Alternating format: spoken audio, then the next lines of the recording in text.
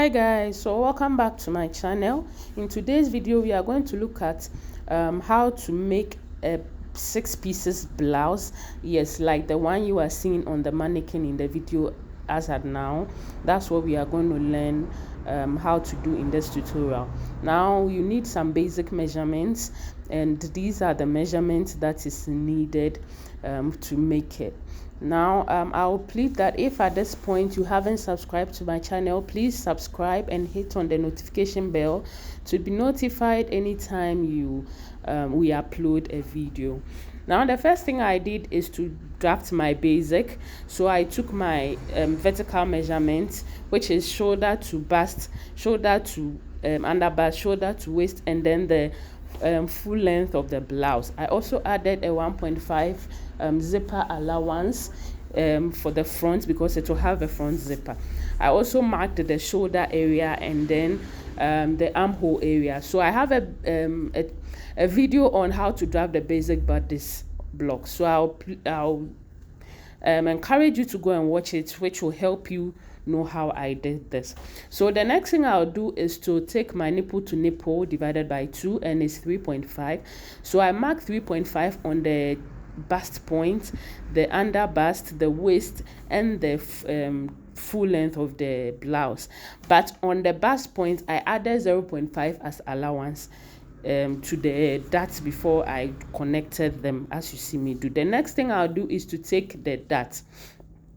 So the dart is 2. Because of my bust I'm using 2. Now depending on how you want to do, you can divide it 1 on each side, or 0.5 on one side and then 1.5 on the other side. So the way I'm doing mine is 0.5 on the towards the middle side, or the mid front, and then 1.5 towards the side. Then I'll connect the lines together. Now I'll come down from the bust point by 1 inch, yes, and then I'll connect it to that 1 inch I took, as you see me do. The next thing I'll do is to find the midpoint of the armhole. So I'll use my tape measure to get the midpoint, which was 5, and then connect it to the bust point, yes, and then I'll do it so that that sharpness will be taken care of. Now the dart that I took at the waist side, the bust, the hip, and the full length of the blouse, I'll take the same thing at the armhole area. So I'll divide it 1 because it was 2 I took there. So I'll take 1 at the side, one side of that line, and then 1 inch at the other side of that line, and then I'll connect it to the bust point, as you see me do. Now the next thing I'll do is to from that to go up by 1 inch. This is supposed to allow some easiness around the armhole area. So I'll connect it to that 1 inch and then get my new armhole towards the chest area. So that will give me my new armhole. I hope you get what I'm trying to say. But before that, I'll have to measure my bust. So I'll take my bust divided by 4 and then mark it on the chest line, and then I'll add the 2 inch that I took on the armhole area, and then the 1 inch that I came out by, and then I'll connect all to get my new armhole. Then after this, I will now start marking my round body measurement.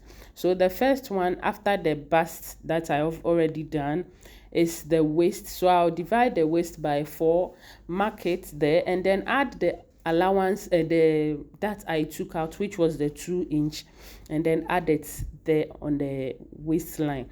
Then I'll come to the hip line, and then the length of the blouse, and then mark my hip measurement. So I'll take my hip divided by 4, mark it there, and then add that I took, which is 2, and then I'll mark that one too.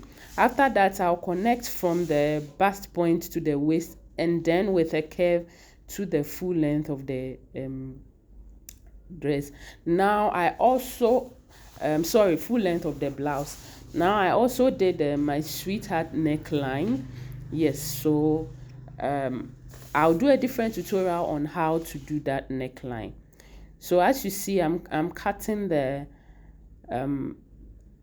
center front and the side front. Yes, so that is not the end of it. We are now going to manipulate it to get that 6 pieces effect, but before then we'll go to the back and then work on the back. So the back too, I have the basic measurement. So I have from shoulder to bust, under bust, waist, and then the full length of the blouse. So I marked my nipple to nipple divided by 2, which is 3.5. On the bust point, the under bust, the waist, and then the length, and then I connected it together as you see me do. Now the next thing I'll do is to come up from the full length of the blouse by 1 inch, and then take 0.5 and 0.5 on each side of the waist, on that line on each side, and then I'll connect it and then to the bust to form my dart, my back dart. After that, I'll find the midpoint of the armhole at the back and then go up by 1 inch and then connect it to the bust, to the bust point where the dart starts. And this is because we are going to slash how do I call? We are going to slash the pattern so that we can create that 6 pieces effect there. So I'm connecting the points together. Now after that, I'll take my bust measurement divided by 4 and then mark it on the bust on the chest line, and then on my waistline to my waist divided by 4, and then I'll add the 1 inch that I took from the waist, and then the full length I'll use my hip measurement divided by 4. That place I won't add any allowance there. Yes, so that is it. So I'm cutting that one too out for the back. Now this is where the main thing is. So we are now going to create the 6 pieces effect. So I took another brown paper and then placed it under the center front. I'll make sure it will start from the waist line, from exactly the waistline. Then at the end I'll come out by 5, and that one depends on how flare or how you want the 6 pieces to look. If you want it very bulky, you add more. If you want it quite okay, you add less. So I added 5 inch to the side, to each side of the extra brown paper that I added. Yes, so I added 5, and then I connected it from the waist to that point. Then the next thing I'll do is to go up from that and go up by 1.5 inch because I don't want that sharpness at the side. And then I'll connect it with a curve to the middle of the, yes, to the middle as you see me do. So after connecting to the middle, that will be it. So I'll cut out the excess from there, and then I'll do the same thing.